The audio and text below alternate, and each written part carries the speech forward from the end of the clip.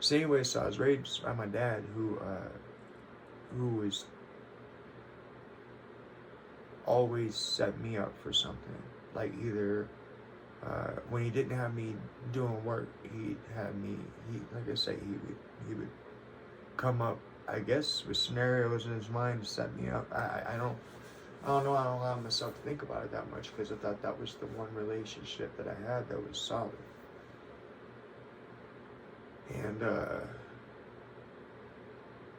grew up my whole life, like I say, wanting his respect and wanting him to love me. I didn't understand that. Like I say, he wanted to kill me, so he never had that. But what's beautiful about this, and I'll go ahead and say this now, is see, I never knew any of this. And so when my dad died in 2011, October 18th, he had a heart attack. Share that with y'all too. So anybody who has heart problems, my dad had a pacemaker.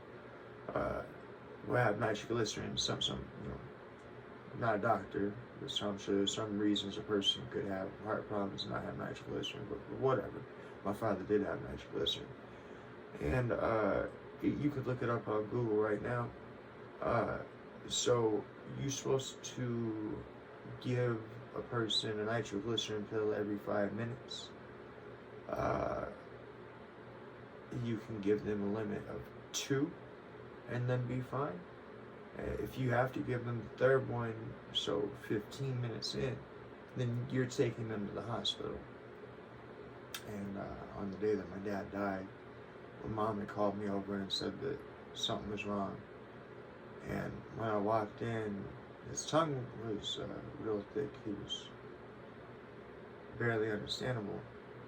But my father wasn't a drinker, so it was as if he was drunk, but he never drank. I mean, we've had whiskey in the house such as that, but my father never got drunk. At least that I know of. And so, wait, for sure not at this time. Not during the final days of his life. And so I walked into the house, and my father had all these little white pills, all these little white dots on his shirt.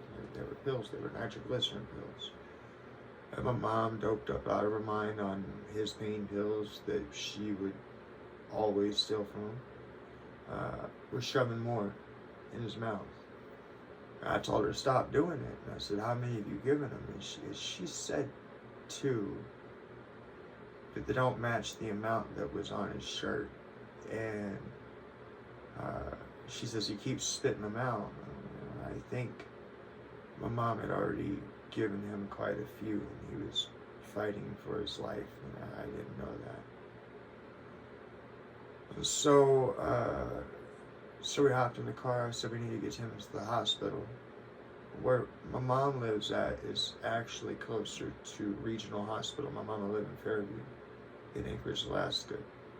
And she drove right past regional. She had to actually take a right on Lake Otis to avoid going to regional, and went to Providence instead. Long story short, I got pulled over by a cop because I had my hazards on. They were trying to figure out what was going on. The cop actually wrote me a ticket for having a license plate light out. But when I walked into the ER, my father was had already passed. But people had told me that they could still hear me. His eyes were wide open, they were blue. And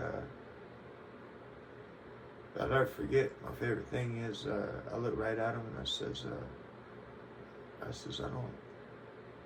I don't have anything left unsaid.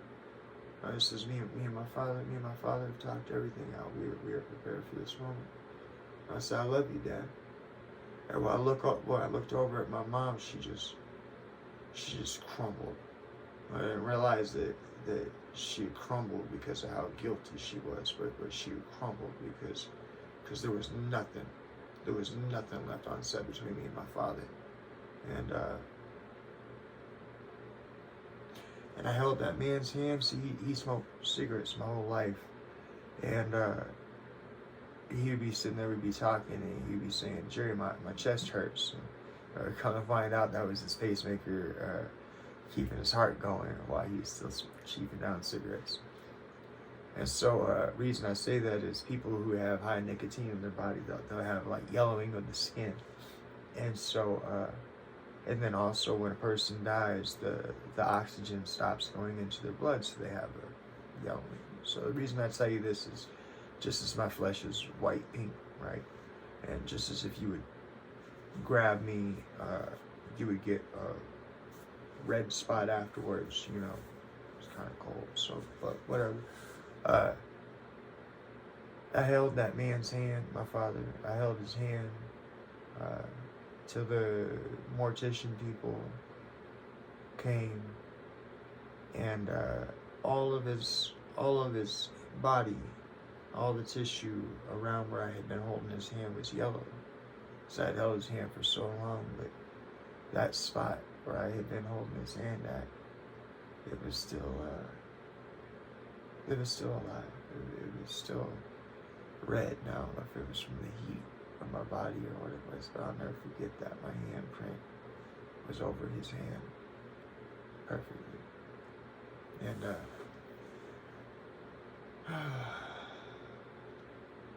and so then from there, my mom ate up all my dad's pills all the way through his funeral. It was just me and my mom there. My dad got cremated, and I held on to his ashes for 10 years. And I'll save the spiritual experience that happened that allowed me to understand the things that I understand now for when I get to that part. But I had a spiritual experience that allowed me to understand these things about my father and what he did and how he had felt about me, that I had never experienced love from my family. But you know, sometimes when I was a kid growing up, people would end up in bed with me, you know, and I always thought it was an accidental situation. These people were messed up, but found out recently from my mom that was all intentional. So it means my father knew, but that also means that my mom knew too.